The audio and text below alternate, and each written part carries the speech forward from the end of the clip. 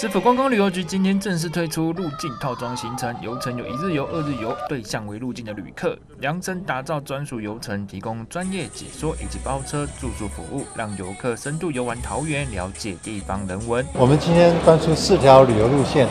特别针对国际上面来台湾的短期客人或是过境的客人，有1天的旅游游程，有2天的旅游游程。有这个喜欢接触自然风景的，有喜欢接触美食的，也有喜欢接触我们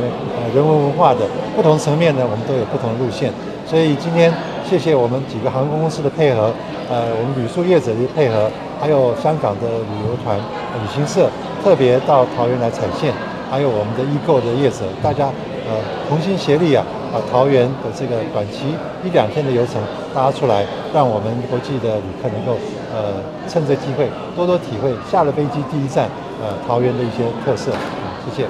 套装游程包括了知名景点，像是永安渔港、小乌来、大溪老街等景点，同时也结合了饭店业者、租车业者，让游客无痛就可以轻松玩桃园。套票的价格平均每个人最低只要2000元。另外，市府观光旅游局也推出了台湾好行旅游套票方案，提供所有的旅客来选购。这个台湾好行的部分主要是我们希望我们目前有4条台湾好行的路线，那搭配我们大溪大行呢我们有规划了这个我们搭台湾好行，然后到我们这个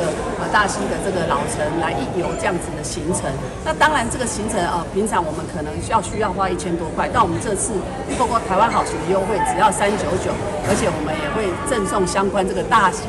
的这个品牌冠名的这个乖乖跟相关的礼品，希望大家能够低碳桃园。市府也说明，目前1日游的行程从台北来出发，2日游行程会从桃园机场出发，需透过网页来订购，后续也会更新到其他的旅行平台来提供游客来选择。记者连峰上报。